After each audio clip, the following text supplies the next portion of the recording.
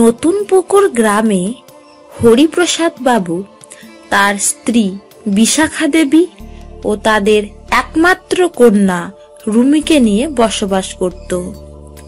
তাদের পরিবার সব দিক দিয়েই সচ্ছল ছিল, কিন্তু হরিপ্রসাদ বাবু ও বিশাখা দেবীর চিন্তা ছিল শুধু তাদের একমাত্র মেয়ে রুমিকে নিয়ে। কারণ রুমি ছিল খুবই অলস প্রকৃতির, কোনো কিছুই সে করতে চাইতো না। একদিন, মা রুমি, আমি তোমার বাবার সাথে একটু ডাক্তারের কাছে যাচ্ছি, আমার শরীরটা ভালো নেই। তুমি আজ একটা কিছু রান্না করে রেখো। আহ মা, রান্নাটা করে যেতে পারলে না? আমি ওসব রান্না করতে পারবো না। রুমি, মা, আজ সত্যি আমার শরীরটা খুব খারাপ, আমি রান্না করতে পারবো না। তাছাড়া তুমি এখন বড় হয়েছো, বাড়ির সব কাজ তো তোমাকে শিখতে হবে নাকি? ঠিক আছে, তবে সেদ্ধ ভাত ছাড়া আর কিছু পারবো না কিন্তু। মেয়ের মুখে এই কথা শুনে বিশাখা দেবী রাগ করে বলেন, ঠিক আছে, যা পারো তাই করো, আমি খুব তাড়াতাড়ি বাড়ি ফিরে আসবো। এই বলে বিশাখা দেবী ডাক্তার দেখাতে চলে গেলেন। এদিকে রুমি তারপর গ্যাসের উনুনে সেদ্ধ ভাত বসিয়ে দিয়ে ঘরে গিয়ে আবারও ঘুমিয়ে পড়ে। কিছুক্ষণ পর ভাতের পোড়া গন্ধে রুমির ঘুম ভেঙে যায়। কিসের যেন পোড়া গন্ধ আসছে মনে হচ্ছে। রান্নাঘরে গিয়ে দেখি তো একবার ভাত হলো কিনা। এ বাবা, ভাত তো পুড়ে গেছে। ধুর, এইসব রান্না টান্না আমার দ্বারা হবে না। আমি বরং ঘরে গিয়ে আবারও একটু ঘুমিয়ে নিই। এই বলে সে ঘরে গিয়ে আবারও ঘুমিয়ে পড়ে।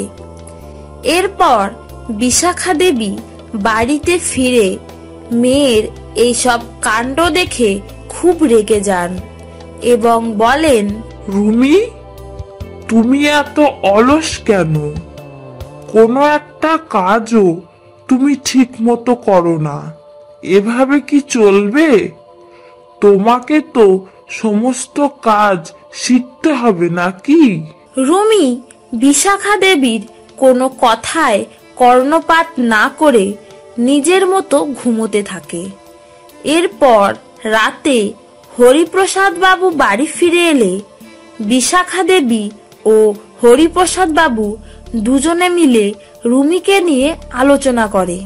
দেখো তো রুমির বাবা, মেয়েটা দিন দিন খুব অলস হয়ে যাচ্ছে, কোনো কাজই সে ঠিক মতো করতে চায় না। হ্যাঁ, আমিও রুমিকে নিয়েই সব সময় চিন্তা করি, পড়াশোনাটা তো ভালো করে করলো না ও। আমাদের যেভাবেই হোক রুমিকে এই বদ অভ্যাস থেকে বার করতেই হবে। এদিকে মেয়ের বিয়ের বয়সও তো হয়েছে, বিয়েটাও তো এবার দিতে হবে।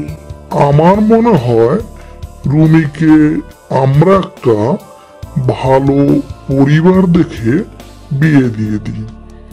শ্বশুর বাড়িতে গিয়ে সেখানে দায়িত্ব পেলে আস্তে আস্তে হয়তো তার এই অলসতা ভাব কাটিয়ে উঠতে পারবে সে। রুমি দেখতে খুবই সুন্দরী ছিল, তাই খুব ভালো একটা পরিবার থেকে তাকে দেখতে আসে এবং রুমিকে তাদের পছন্দ হয়ে যায়। খুব তাড়াতাড়ি একটা শুভ দিন দেখে রুমির বিয়ে হয়ে যায়।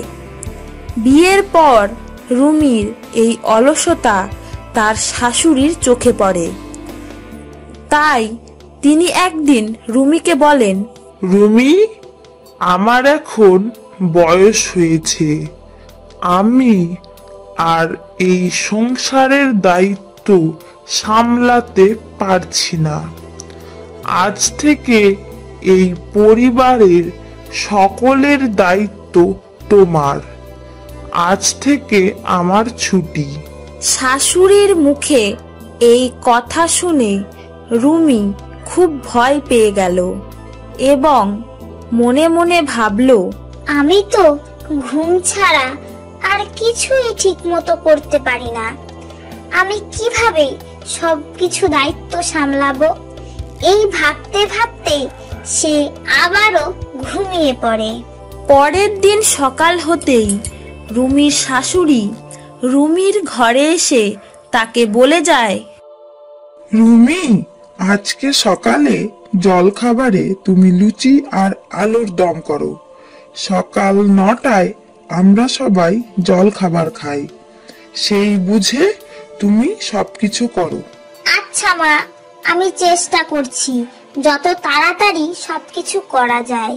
রুমির অলসতার কারণে কোনোদিনই সে বাড়িতে রান্না বান্না করেনি, তাই সে লুচি আর আলুর দমের রেসিপি ইউটিউবে দেখতে থাকে এবং দেখতে দেখতে সে আবারও ঘুমিয়ে পড়ে। এদিকে 9টা বেজে যায়, তখনও রুমির ঘুম ভাঙেনি।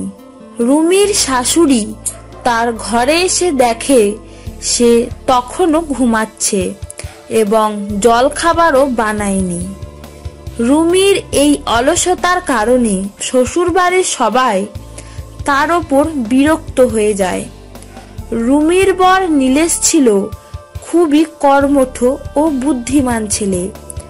সে রুমির এইসব কাণ্ড দেখে ভাবে, রুমি মনে হচ্ছে খুবই অলস, তাই যে কোনো কাজই সে ঠিক মতো করতে পারে না। এর জন্য আমাকেই কিছু করতে হবে।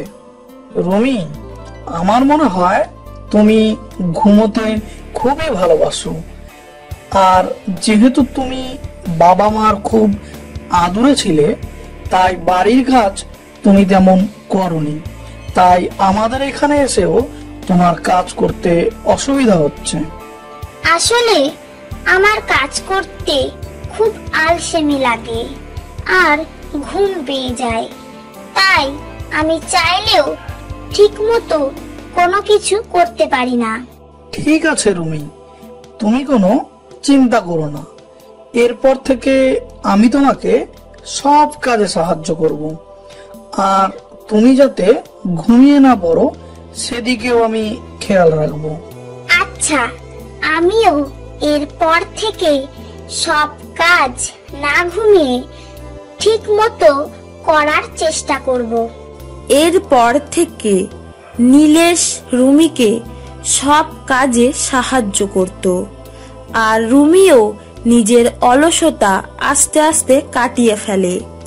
সে বাড়ির সকলের খুব প্রিয় হয়ে ওঠে এবং এরপর রুমির মা বাবা তার বাড়িতে বেড়াতে এসে রুমির এই পরিবর্তন দেখে খুব খুশি হয়ে যায়।